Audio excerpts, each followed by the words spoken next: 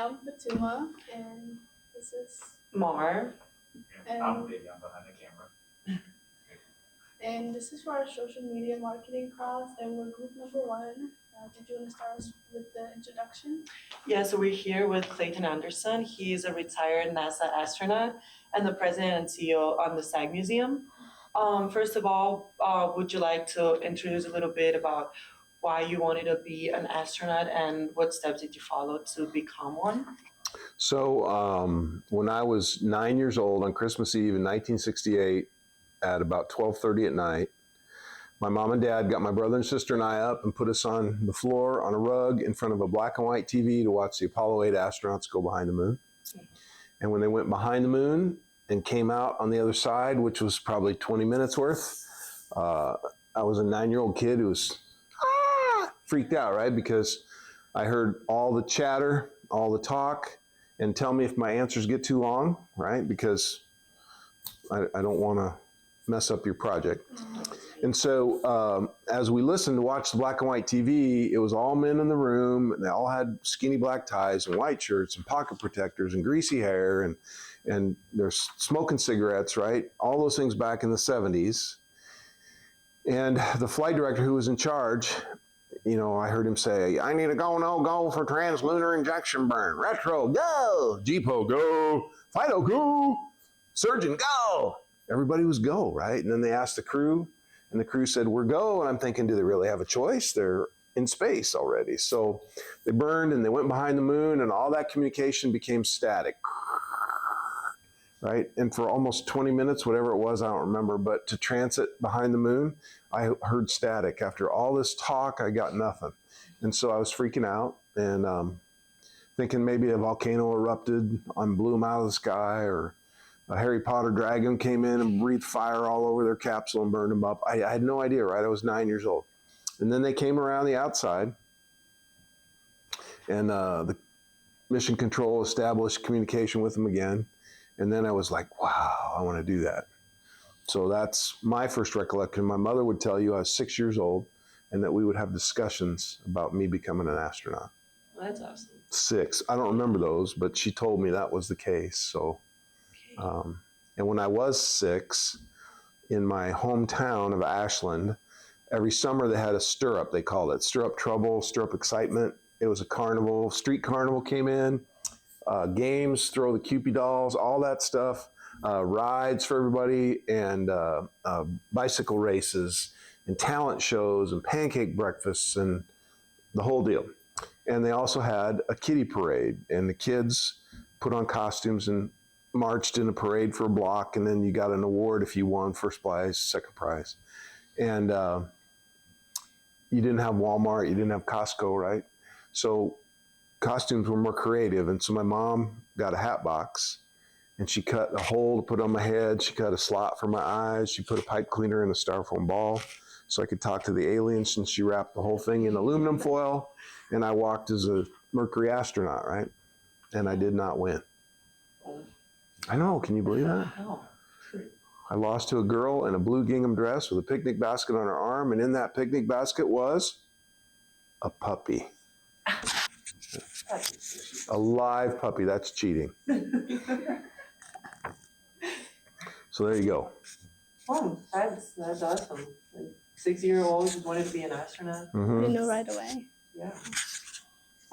I heard you mention your brother. Did he follow in the same footsteps as you? Or? My brother, no.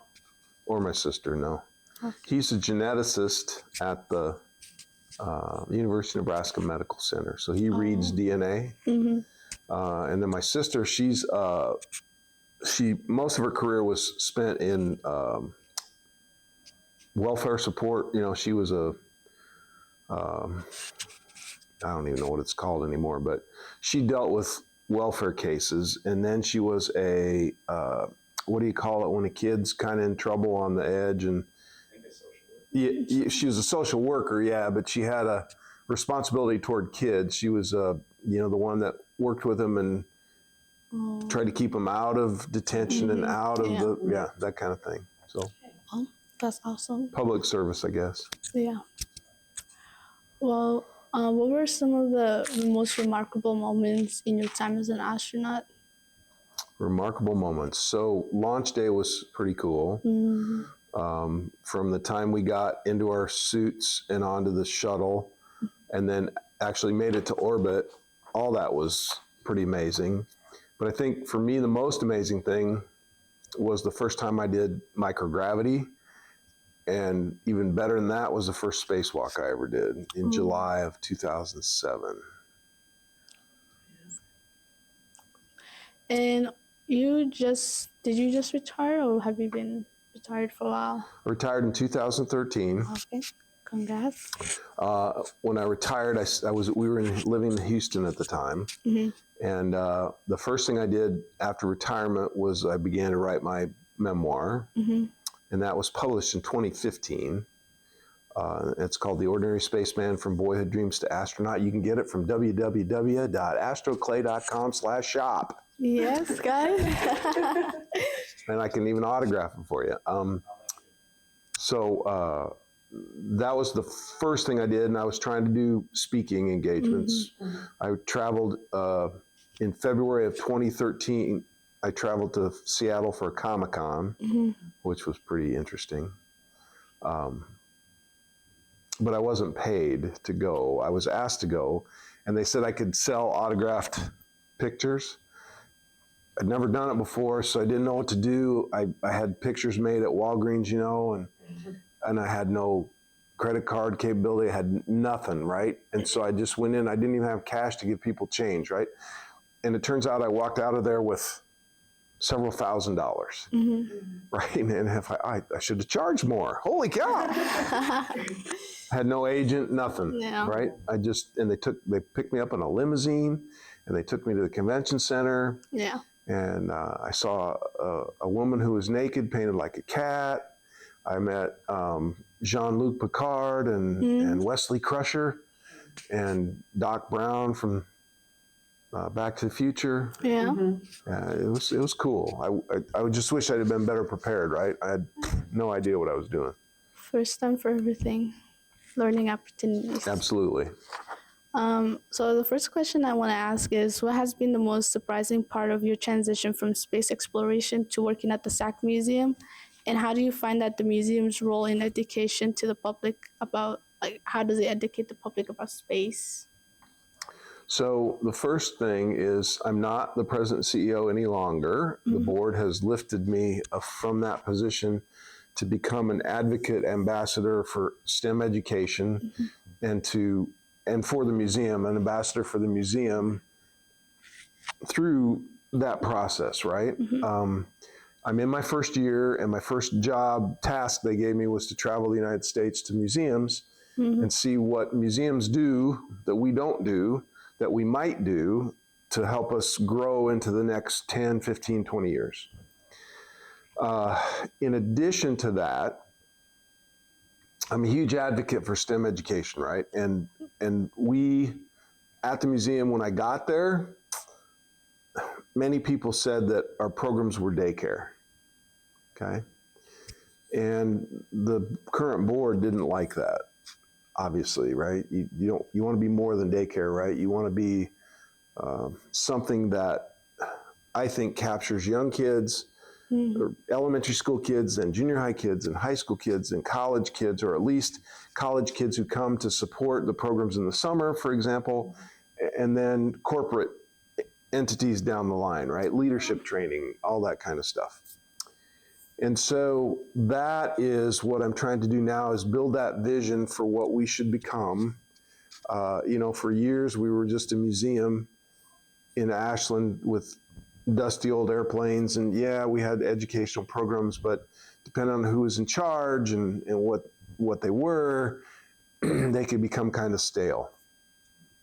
And so the other piece of this puzzle is that the SAC Museum was built on Strategic Air Command, and the idea that we had to deter World War III, right? It's a deterrence ideation, right? SAC was created to be a deterrent force to keep Russia, back then, from starting World War III.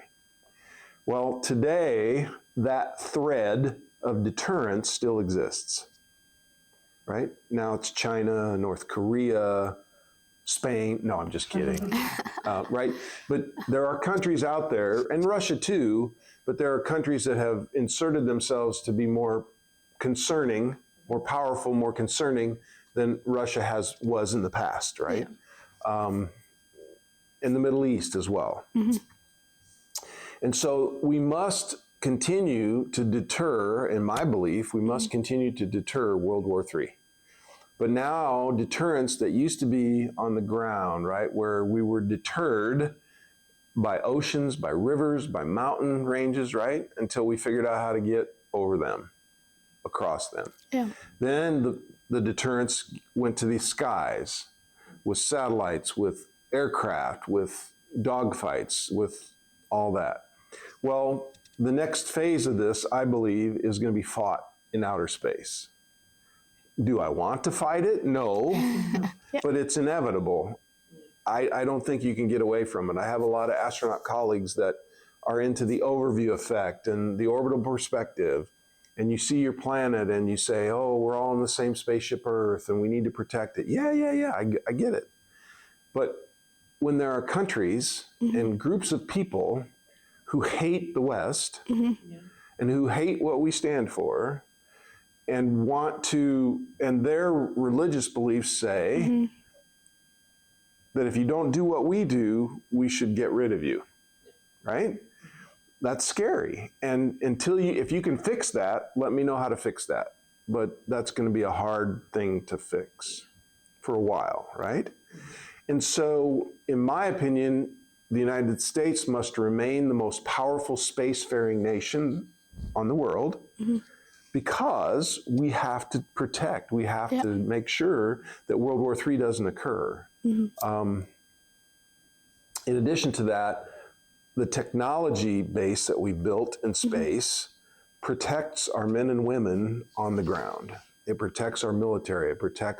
It helps them get from A to B. It helps them miss and avoid the bad guys wherever they are, or it helps them set up perimeters or figure things out, right?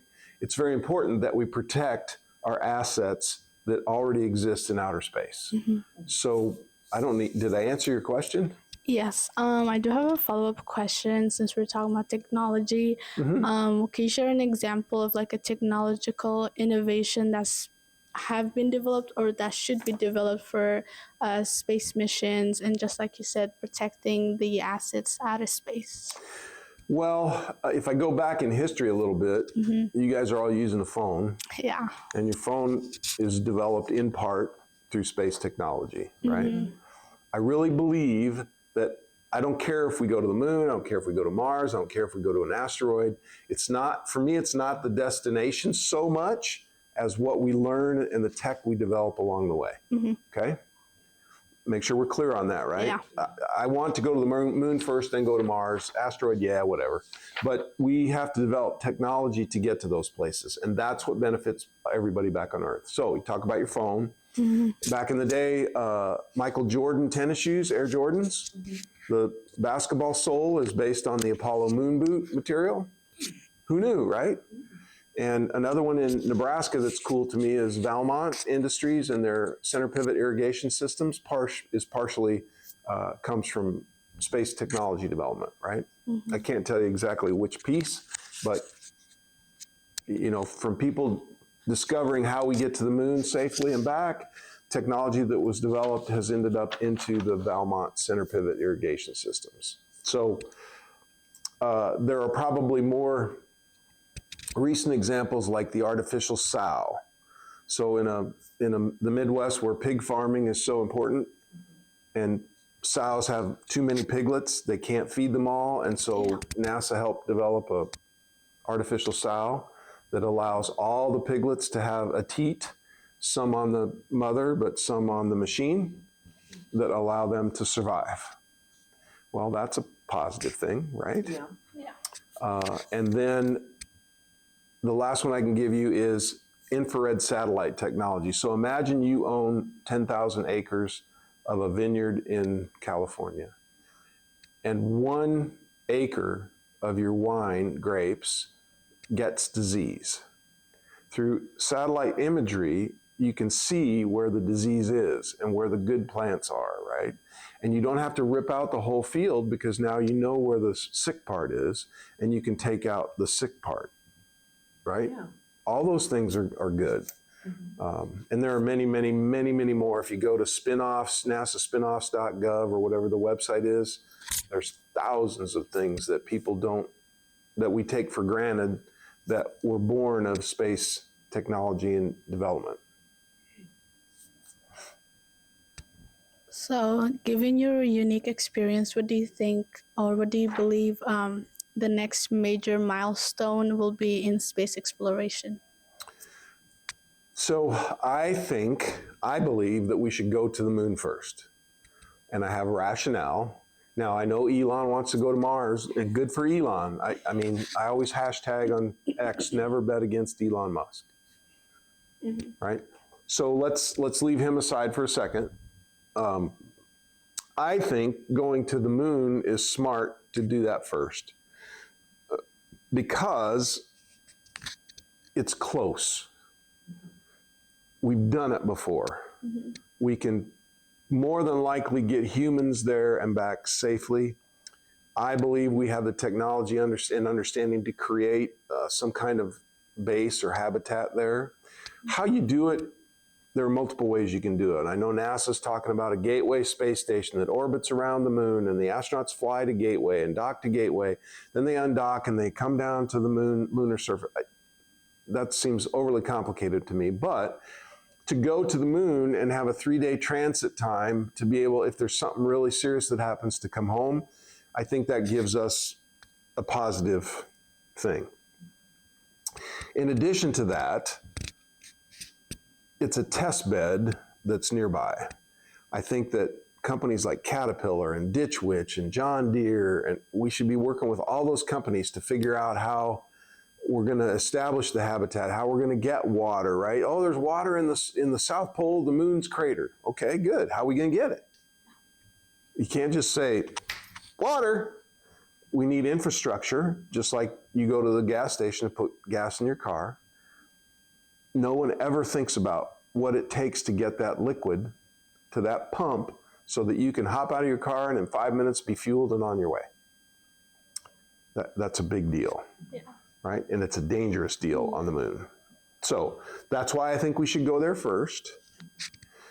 Now, Elon thinks we should go to Mars, and that's great. But a Martian trip is 6 to 9 months just to get there. It's 6 to 9 months to get back if you wait 6 to 9 months for the planets to align again to give you the shortest trajectory path, okay? I don't know how close those numbers are, but it's roughly 6 to 9, 6 to 9, 6 to 9. So let's figure three years, okay? That's a long time to be away. There are lots of issues we haven't discussed or researched enough, in my opinion, to understand what that means to go to Mars, okay? So I've written an article or a chapter for a book from NASA about the psychological aspects of this trip. If you're on the space station or you're on the moon, you can turn around and look at Earth every day. That's a psychological benefit that says, hey, Uganda is still there. Spain is still there. Omaha North Vikings, they're still there. Be harder to see that, a little tinier, but it's still there, right? And that's a comforting thing. I could look at Earth every day. I knew my wife and my kids were there. They were safe. It's beautiful to look at, right? So contrast that to leaving the planet to go to Mars. In a couple of weeks, it's a tiny dot. And now every day you're getting further and further away from that tiny dot. And it's going to be 6 to 9 months before you begin to see that red dot get big enough to go, that's Mars, which is very exciting, but it's not home. Right? And so that psychological aspect of this, and then you throw in the fact that we haven't talked about alcohol or medications that we might need for, I mean, you put the four of us in a spaceship to go 6 to 9 months together, how big is the spaceship? Is it as big as the space station, where 4 people live comfortably today? Or is it the size of SpaceX Dragon, where 4 people get in their spacesuits, and they have to poop, and they have to pee, and they have to eat, and they have to sleep, and they have to exercise all together in a very small space. How long can you do that? Mar, how long? Not long. Yeah. Long for 6 months. No. It's tough. Yeah. It's psychologically demanding. Okay, so have you heard anybody answer those questions? Well, maybe Elon. He's got that big starship that he thinks is going to be able to take us to Mars. Good luck. Never bet against Elon Musk. But until we see the proof of concept and actually do it, it's very scary. And then you add in the male, female, it's not necessarily always male, female, right? But that sexual needs of humans, Yeah. that need for compassion, for touch, for whatever it is. I'm not that person, right, that understands all that, but it's there. So, and do we send wine on board? Being from Spain, you'd say, yeah, The best one. heck yeah, right? So, do we send wine? Do we send beer? There are lots of questions that have yet to be answered, in my opinion and understanding, about going to Mars, surviving and coming back, versus 3 days to the moon and back, where we've done it before with humans. We brought them back safely. They didn't wacko. They didn't go wacko. It's understood. I could be totally wrong, but that's how I approach the problem. Okay? I do want to ask, there's a lot of conspiracy theories out there that we've been to the moon before, but we haven't gone back. So what do you say to people who are like, we were able to go back to the moon, we were able to go to the moon back in the days, but in today's world with all these technology, we can't even go back to the moon. And do you think space will be inhabitable for humans at some point in life? First, let me say that Astro Clay has his 3 Ds of spaceflight. It's dangerous, it's difficult, and it requires dollars. Yeah. Okay? 3 Ds of spaceflight: danger, difficult, and dollars. We understand the danger. We also understand how difficult it is, but we're pretty good at figuring out technology development that help us do the job. I mean, we've been to the moon already with 60s and 70s technology. So we can go back to the moon with 2025 technology and probably do it some more safely, more efficiently, more quickly, whatever adjectives or adverbs you want to use, right? So we're building on concepts that existed decades ago. Yeah. But we're smarter about the process to get to the end result. Now, what was the second part of your question? Do you think space will be inhabitable for humans sometime? Yes, I think it's important that we think about that. Yeah. But having lived there for 5 months, if the 3 of you decided you wanted to pay money, and it's going to cost you money, to get a ticket to go to a space hotel, for example. You check into the hotel. Then what do you do? If you check into a hotel in Miami, you check in, you might go where right off the bat?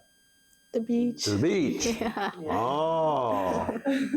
And then you might come back from the beach and take a shower and go to the restaurant and bar. And then tomorrow, you say, well, I got really sunburned, so I really don't want to go to the beach tomorrow. So let's go to one of those clubs where they play music and I can rock out, okay? Oh, that's cool. Let's do that. And then the 3rd day, maybe go back to the beach. And then the 4th day, maybe you go to a museum, or maybe you go to an amusement park, or maybe you go see a movie, okay? That's a hotel on Earth. If you're going to go to a hotel in space, what do?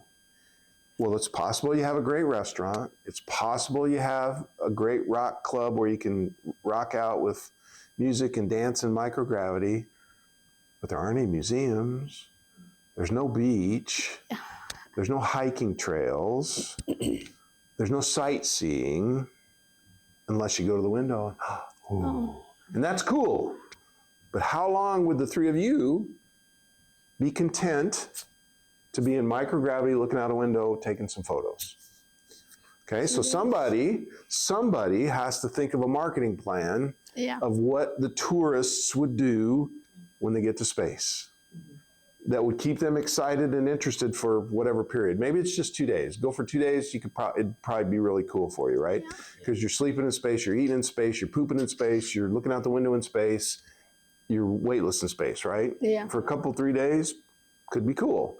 But if you extend that vacation time to a week or 2 weeks, then my question is, what do people do? What do we have them do? And I know there are folks in America that will figure that out, right? Yeah.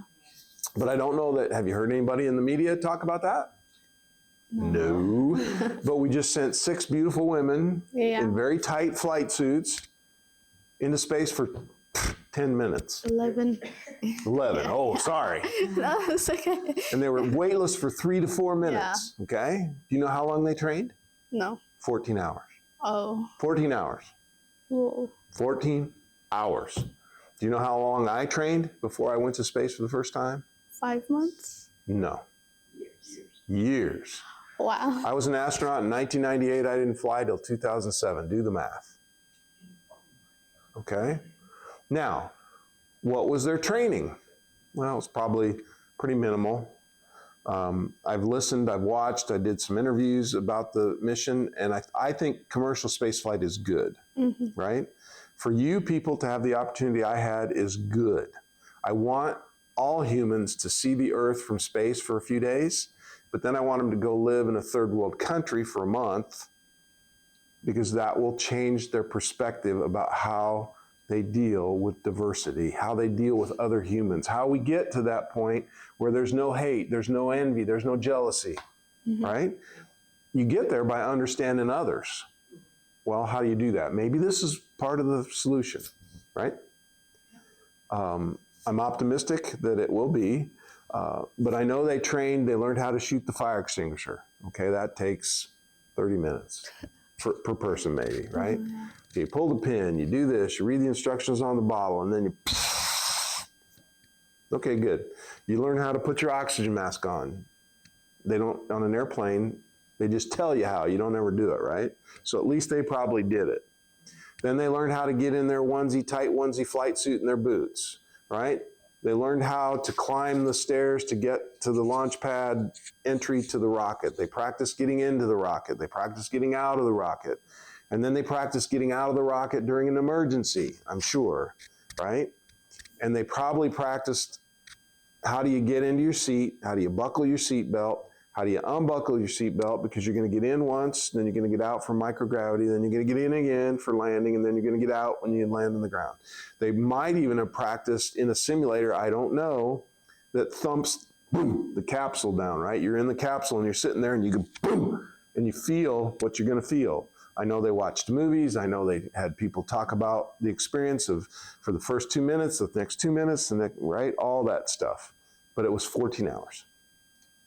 Now, they were only up for 10 minutes. So it goes back to my hotel idea, right? Now, if I go up for multiple days, how much training do I need? More, but the Inspiration 4 crew, remember them? SpaceX, the girl from St. Jude's Hospital, the billionaire Jared Isaacman, right? They went up for 3 days and they had a blast. But their toilet broke. Did you know that? No. It did. And did they fix it? No. They came home. We would have fixed it, right? So there's a different level of skills for all of this, right? Depending on what your need and your goal and your purpose is. Their purpose was to go up, experience weightlessness for a few minutes, and come home. They said they did some science, but how much science can you do in 4 minutes? Not much, right? You can do some, and I'm anxious to see what they say they did and what they learned, but, so yes, we should be able to live and work in space eventually. And I hope that it's on a lunar base. I hope it's one day on a Mars base. But do you want to pack up and leave Earth and go live on Mars?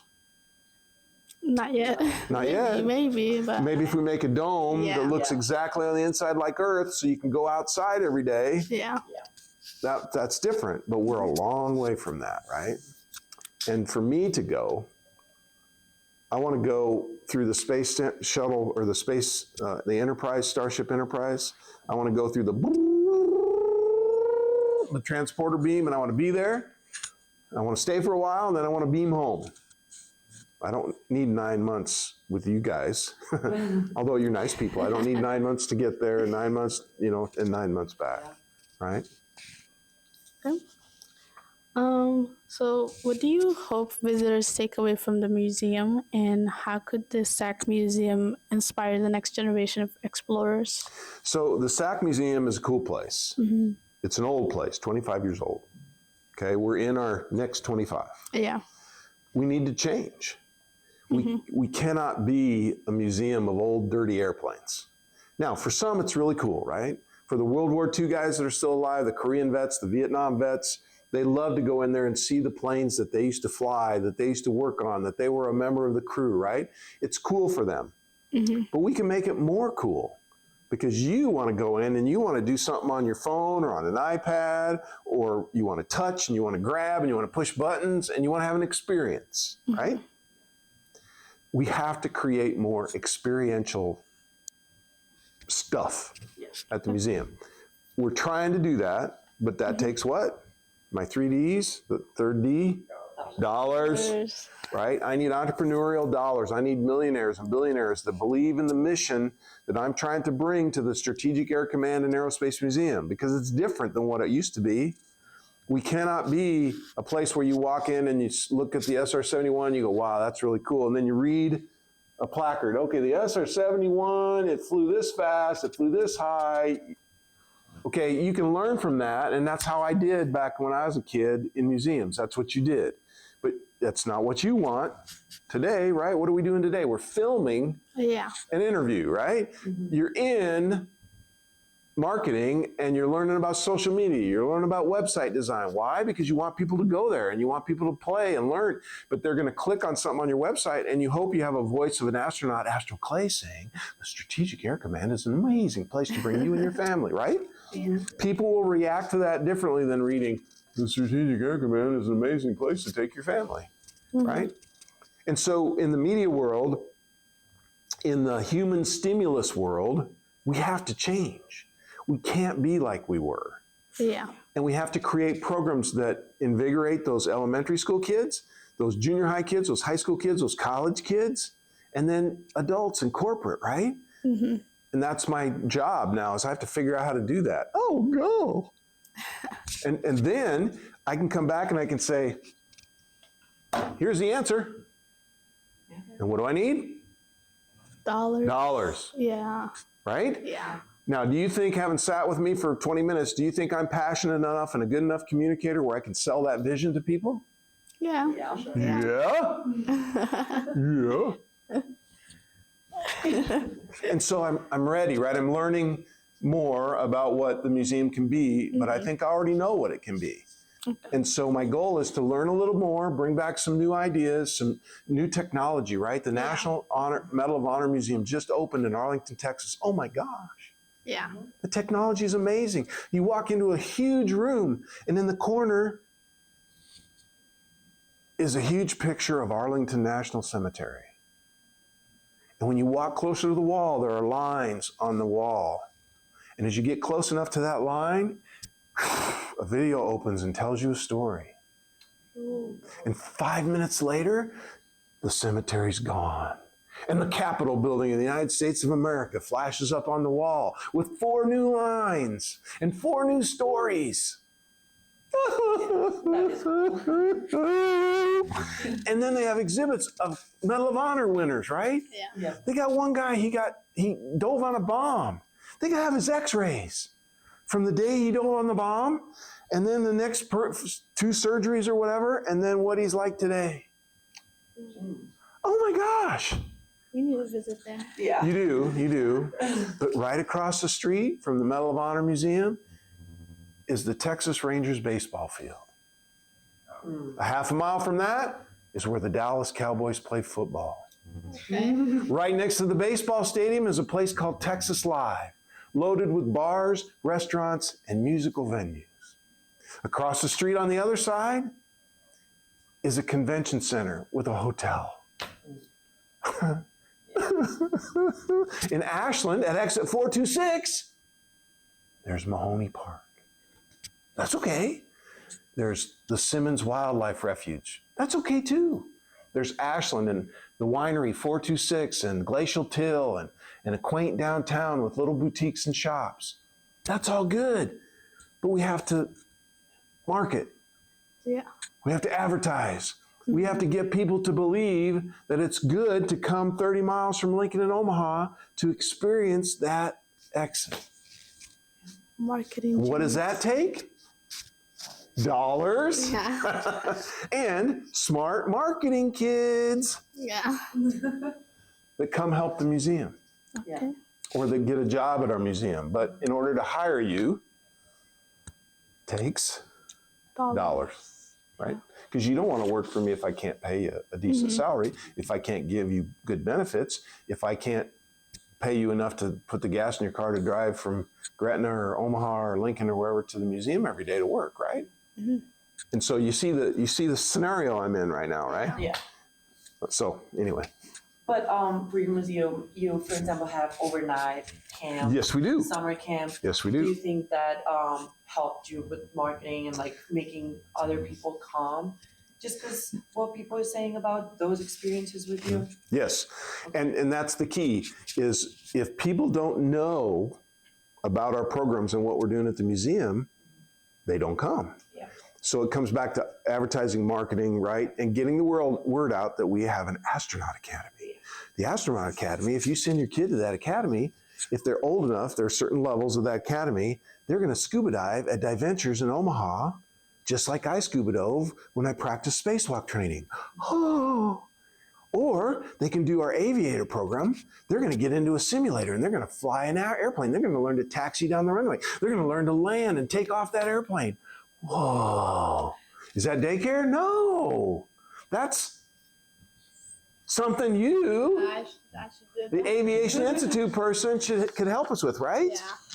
But see, you have to create experiential learning, not just read a book learning. Yeah. And what I like to say is we want to entertain you, because if we entertain you, we educate you for free. Yeah. And if we educate you, you leave inspired and want to come back. Entertain, educate, and inspire. That's the message that I'm trying to get out to everyone, not just Omaha and Lincoln and Gretna and Louisville. I want to get it out to the whole state of Nebraska, to Iowa, to Kansas, to South Dakota, to Denver, and Colorado, right? I 100% believe that technology did change the way of education now. Yes. So what advice do you give to students who dream of becoming astronauts or scientists or be part of this field? So I have a spiel, right, about if you want to become an astronaut, here's what I believe you need to do. It's pretty basic. What I tell kids, and I teach at Iowa State part-time, and I'm an adjunct professor in aerospace engineering. And so I have students come to me all the time that I'd like to become an astronaut one day. What should I do? There's no recipe, right? You can't follow 10 steps and you're going to be an astronaut. Doesn't work that way. So I tell them to create 2 imaginary buckets, one in each hand. In the left hand, things you don't like. In the right hand, things you like. Basketball would be in here. Aviation would be in here, right? Do you hate math? No. Do you hate math? I do. Oh, you hate math. Math would be over here for you, okay? Yeah. And every day or every week or whatever, you continually evaluate your buckets. Because for you, let's say you don't like math very well, but you get into a class and the professor is so amazing and so good and so motivating that the light clicks on and you go, wow, math is cool. Wow. Well, you take it and you put it in your new bucket, right? Yeah. But there'll be things where you, in basketball, coaching, I don't like coaching. I'm never going to be a coach. So maybe that's in your dislike bucket. Or maybe you thought it was in your like bucket, but the more you played or the longer you did it or whatever, just coaching's not for me. And so you move it over. Okay, so you're evaluating those buckets your entire career. Because if you look in your like bucket, that's going to help guide your path. Right? Yeah. Whereas, are you going to make your life's work on something you don't like? Now, my father, and in that era, they had to sometimes. He stayed in a job he hated because he had good health benefits and he had a bad heart. And the only way to protect for his family was to stay in that job with good health benefits, and he ended up having 4 heart attacks before he was 35. Okay? So it's a different scenario. We're in a different time. So technology. To become an astronaut, you have to be decent with technology. You don't have to be great at it. You have to be decent at it. If you're smart enough to learn something, did you know how to use that camera when you first got it? I mean, I had to figure it out. Yeah, you had to learn it, right? But now you're an ace. You could do tons of stuff with that camera you couldn't do 2 years ago, let's say. Right? And as an aviator, when you first got in that simulator, did it blow your mind? All the lights, all the dials, all the whistles, all the switches? Oh my gosh, I'll never be able to do this. Now you can get in there and you can rock and roll, can't you? Because you learned. You were trained, right? And that's the key. Technology can be learned. Anything can be learned. You guys would be great astronauts. I promise you. I'm no genius. I'm slightly above average. But I'm no genius. I'm no PhD. I'm no fighter pilot. I'm no helicopter jockey. Could I have done that? Probably. But I chose a different path. And if you learn, you can be a good astronaut. It's not about how good you are with technology, although it helps. There are a lot of things that I can do to become an astronaut that help. Aviation. If I get my pilot's license, should I get my pilot's license to be an astronaut? I don't know. You don't have to. It's not a requirement. Yeah. Would it help? Yeah. Would it hurt? Oh, no, probably not. How about scuba diving? I want to scuba dive. Well, will it help me be an astronaut? Maybe. Will it hurt? No, because eventually you're going to scuba dive when you are an astronaut, right? I want to speak Russian. Will that help me be an astronaut? Maybe. But it can't hurt. No. Do you want to take the time, or should you learn Chinese? Ooh. We have time. Right? So there are a lot of those questions. They're not requirements, right? The requirements are specifically minimalist, right? It's basically health. It's basically a master's degree in a physical science, right? There's certain things you have to check the box. You have to be healthy. But there are other things that are, do you want to hike Mount Everest? Will that help me be an astronaut? Yeah, probably. Yeah. But if you don't hike Mount Everest, will it hurt? But see, in today's world, the astronaut game is very competitive. And many astronauts have figured out that if I get my pilot's license, if I learn how to scuba dive, if I climb Mount Everest, my chances might be better. Well, if everybody does that, you've just done this. Yeah. You just raised the bar and put everybody on a new bar. Yeah. Now, will NASA say that climbing Mount Everest is a requirement? No. Is getting your pilot's license a requirement? No. It's not even a requirement to swim. You don't have to know how to swim. They'll teach you. They'll teach you with taxpayer dollars. They'll teach you because you don't know how to swim. And they'll scuba cert you if you're not scuba certified. They'll put you in a jet and they'll start to teach you how to aviate in a 2-engine jet, right? And if you're smart and if you're eager and capable, you'll be able to learn how to do all those things. Now, can you fly the jet by yourself? Nah, they won't let you do that unless you're a fighter pilot, because they have to have a certain amount of hours to be even considered to be an astronaut. But now you got Gail King flew into space. You got Michael Strahan and William Shatner. They went into space. And they trained for how long? 14 hours, maybe, right? And so that whole paradigm is shifting from space tourism, commercial space. They're different, right? There's technical space flight, let's call it that. There's commercial space flight, and then there's tourism space flight, right? So there are different levels and different aspects, which means those bars are at different levels. Make sense? Yeah. I think my last question is how do we inspire more girls, more women into the space industry? Good question. I think people have to know that there are very accomplished women in science, tech, and space, right? Now, some will argue based on the 6 ladies that flew the other day that that was a Barbie flight and that was this and that was that. But you know what? They flew in space. Yeah. Should they be called astronauts? I don't know. Yeah. If they are, it kind of hurts me in the heart, right? Because how long did it take me to go to space? 15. 9 years, right? 15 tries to be chosen to be an astronaut. Okay. Over 15 years, right? But then when I got selected, it still took me 9 years to fly, okay?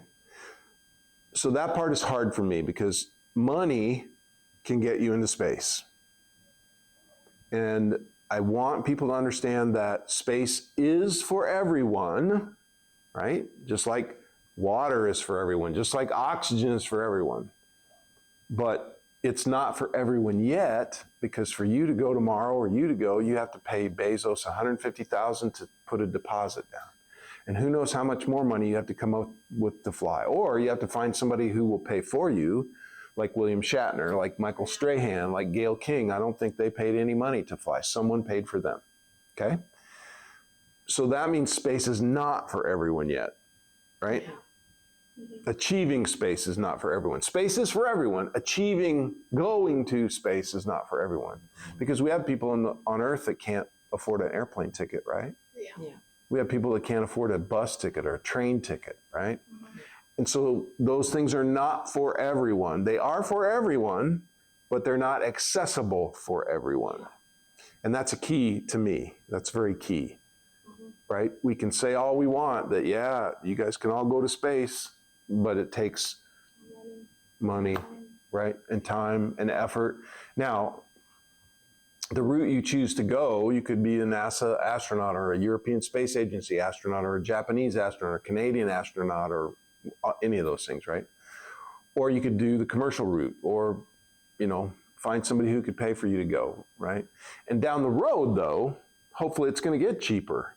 Where more and more, and I think that's the goal. It should be the goal, right?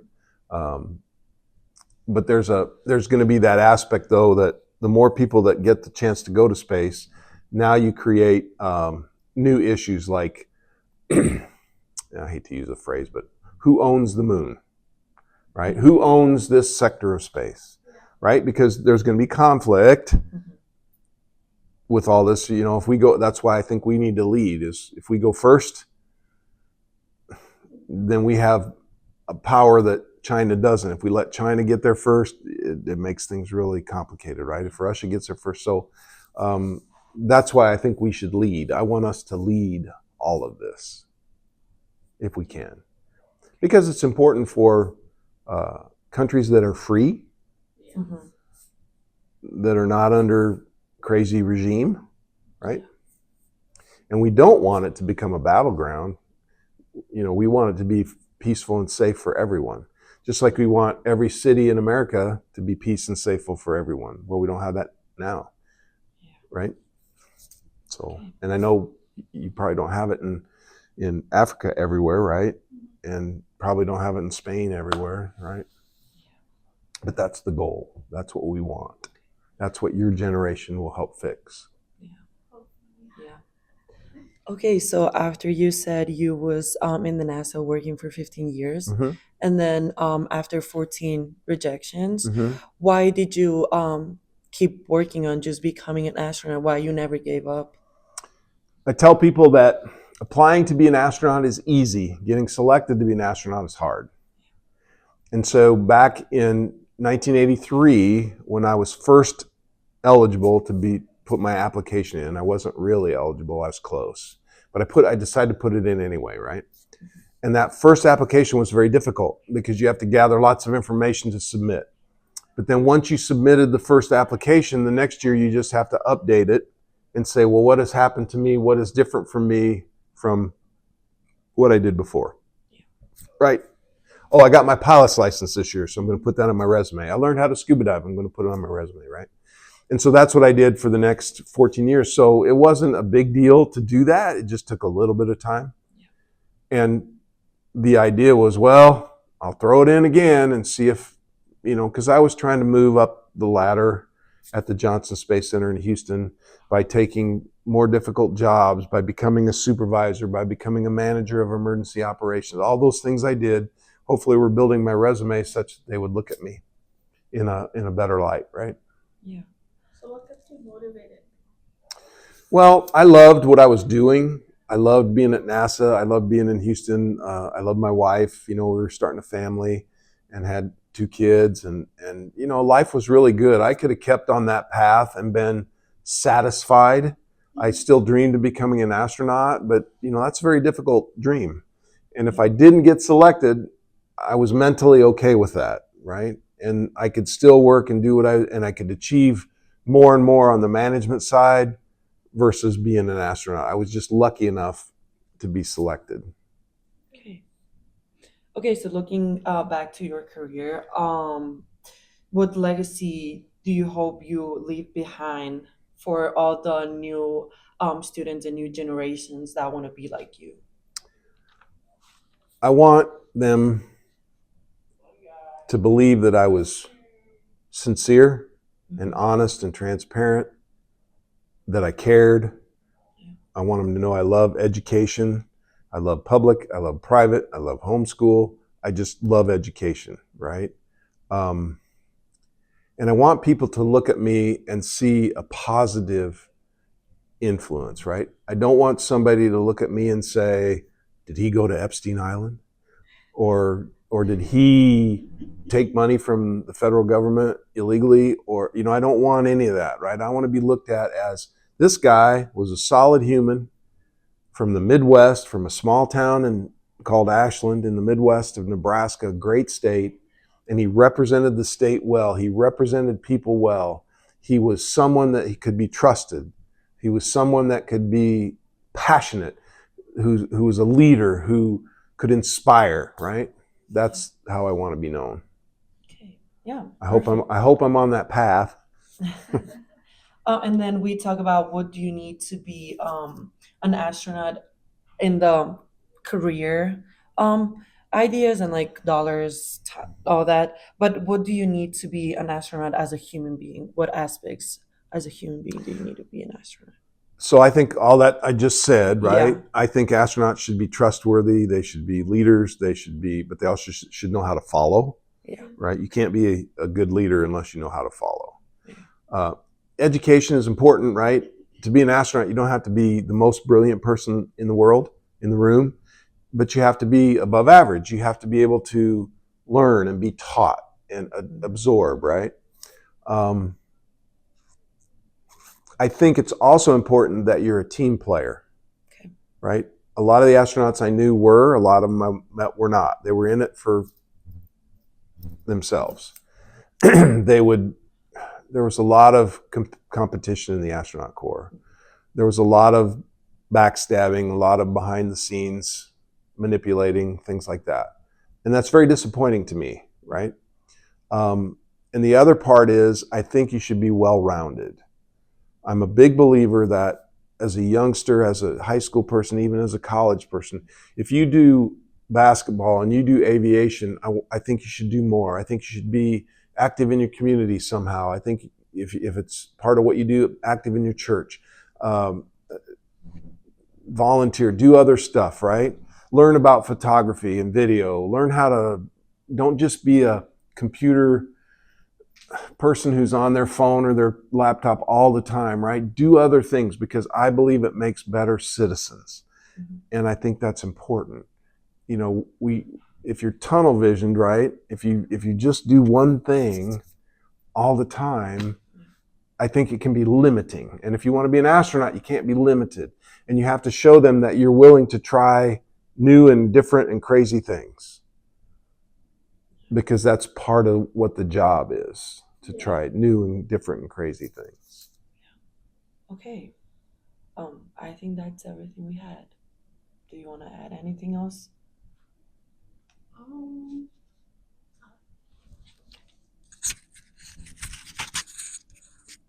I just want to talk about the emotional impact and psychological impact, like how does that affect human beings, like when they leave Earth and they go up into space, like even for like longer terms? Because how long were you there?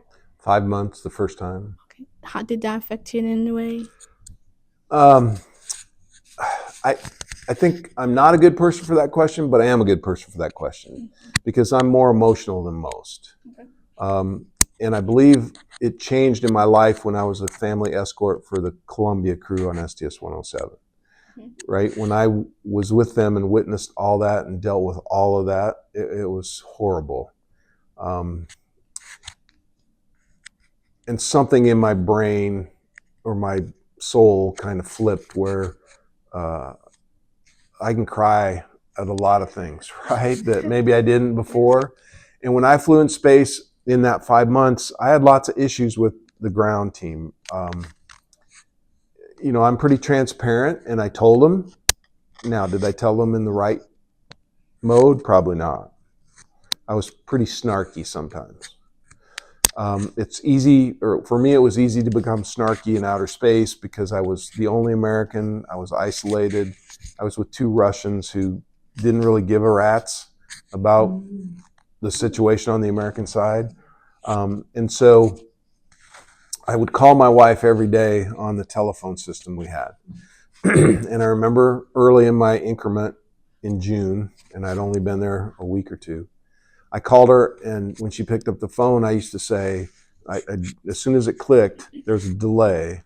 And so I would say, I love you, I love you, I love you, because that would let her know that I was on the line and she could hear, because some people, the delay was so long that if I didn't talk right away, they would get dead space and they'd hang up. Oh, yeah. So my tradition with my wife was to, as soon as it clicked, I love you, I love you, I love you. And this day I called her and said that, and she was crying. At her desk at NASA at the Johnson Space Center, she was crying. And it ripped my heart out. I can't do it. What can I do? I'm in space. And as we talked, it turned out that she had been called into the astronaut office to the boss, and he had ripped her a new one. Because before I flew, I got a phone call from Chuck Hagel, who was at that time a Nebraska state senator. And maybe at that time he'd moved up in the government, but he was a Nebraska senator who was doing good in DC. And he called me, and I missed the call because I was getting a haircut. And so they handed me a message sheet, Chuck Hagel. And so I ran for my haircut as soon as I was done, and I got on the phone and I called him back. And all he wanted to say was, we're so proud of you. Nebraska's proud of you. We want to wish you the best. And we want to wish you all good luck in your mission. Well, thank you, sir. Hung up. So when I got to space, I got to thinking, and I called my wife one day. This was before the incident. And I said, I should call Hagel. I should call the governor. I should call all the senators, the congressional district, or the congressional people in DC. And I should tell them just, hey, I'm in space. I'm proud to represent the state of Nebraska, right? So my wife said, yeah, that's a great idea. We should do that. So she called the director of protocol at the Johnson Space Center and said, hey, can we get contact information for these people so Clay can call them? Well, they freaked out. They thought I was running for office from outer space, right? And rather than call me and talk to me about it, and right, they immediately called my wife in and said, what the hell is he doing? Why is he, and they made her cry. I know. And part of that too, my son was 10 and a Little League baseball player, really good one, really loved it. And they said, we want Cole to go to Minute Maid Park in Houston and throw out a first pitch with the STS 118 crew that I was assigned to before I flew, and I got moved to 117. So they were my first crew. And they said, we want Clay to represent us, throwing out the first pitch at Minute Maid Park. Oh my God, Cole was so excited. And then NASA said no. And Susan and I were talking, and I said, well, why do they say no? It's good for our family. It's good for NASA. It's good for the Astros. I can sign a waiver. I don't think he'll get hurt. He's a Little League baseball player. He's really good. Nothing will go wrong, right? Nope, you can't do it. He's not an astronaut. Well, you did it for the Columbia crew. You let their kids throw out, that's a little different, but it's the same. And they said, no, we're not letting him throw the first pitch. Well, Cole was crushed, right? And Sue was crying because of that and because of this, getting yelled at by the astronaut office. And I didn't know what to do except to console her from outer space. And we got some help from our psych team, from my flight surgeon, who took Cole to Minute Maid Park to meet Craig Biggio, the Hall of Famer, before he went out on a game. They did a video conference with me. So I'm talking to a professional star athlete in baseball. He's sitting next to my son. It was awesome, right? So people reacted to help us get through that issue. But for me, it was really difficult, right? It was very emotional. There was another kid, if you read my book, The Ordinary Spaceman, From Boyhood Dreams to Astronaut, available at www.astroclay.com/shop. You'll read a story about a little kid from Australia with cancer who I befriended before I left Earth and who I communicated with his family, he and his family, while I was in space. Well, he died while I was in space. And it was hugely emotional for me. And I flew into my sleep station and I cried. I mean, I was an emotional guy. Other factors contributed to that, but it was a very emotional experience.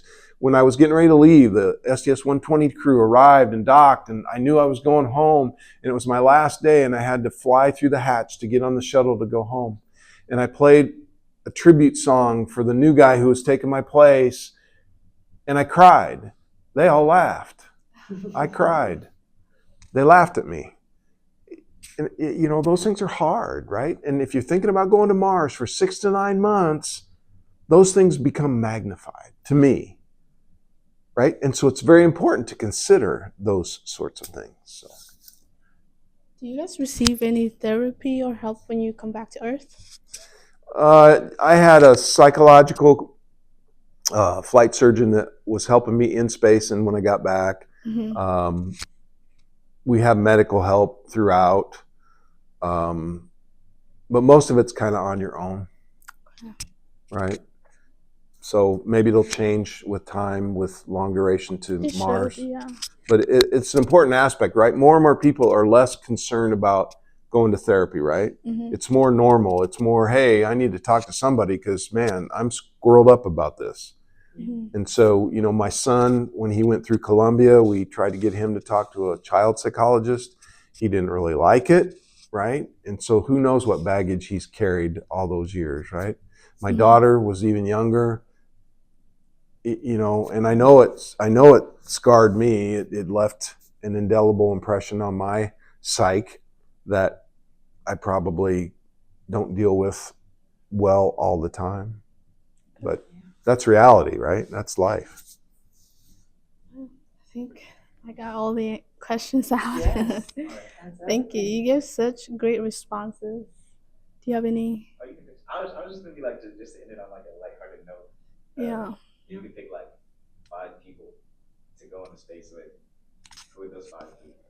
5 people. I've thought about this before, actually. I think William Shatner would have been fun. I kind of have a relationship with him through Twitter or through X, but I've never met him, right? I think it would be cool to take someone like Elon, like Bezos, just to see. You know, I flew with a space tourist from where was Sheikh from? Malaysia. He was from Malaysia, and he was a wealthy guy from Malaysia, and he was a doctor, smart guy. But you know, unique people would be fun to fly with. Tom Cruise, right? You know, but you may find out that when you fly with him, it's not quite what you thought. So let's see. I don't know if I'd want to fly with a really beautiful woman. You know, if I flew with my wife, it would probably be too much. You know, she'd probably be tired of me pretty fast. I mean, at least on Earth, she can go away and come back, and I can go do stuff and come back, right? That's an important consideration. And if you think to Star Trek, and they had the holodeck, right, where they could go walk into that crazy thing and be in 1935 downtown New York City or whatever it was, to get away. Being able to get away is key. So let's see, what was that? 3 Shatner. Well, that's Gates and Cruz and a good looking. Well, that's probably, yeah, maybe not. I don't know. Your wife was not. Yeah, we should probably take that one, erase that I'll tape. cut it, I'll cut it. What would be my last one? Ooh. You know who I really enjoy is Peyton Manning. I love his commercials. I love when he gives speeches. I loved watching him play football. And he might be a hugely interesting guy to fly with. I don't know. But Yeah. there you go. Thank you. What about your kids? Would you like to take one of your kids with you? I think it'd be good for them. Okay. I don't think they want to. Cole, my son, he's 29. He's, the space thing, nah. Sutton's more interested, but when she was little, she thought it would get her on TV, and it did. You know, she'd get. But nowadays, they understand, but I don't know if they're enamored with it, right? Because all of that distracted from their life. And all of that distracted from my wife and her career. She had a very successful career. And when I flew in space, her 40-hour work week, she said, I'm only working 30 hours because I have to take care of the kids. I have to do everything for the family. So I can't. And once you say to NASA, well, I'm only going to work 30 hours for 3 years or whatever it was while I was training, then when she steps back into the role, right, then there's, oh, well, you know, and people bypass her on that line. So she sacrificed a lot for me to have this opportunity. And my kids sacrificed a lot, right? I missed Little League baseball games. I missed dance recitals. I missed cheerleading things. I missed family time. And you can't get that back.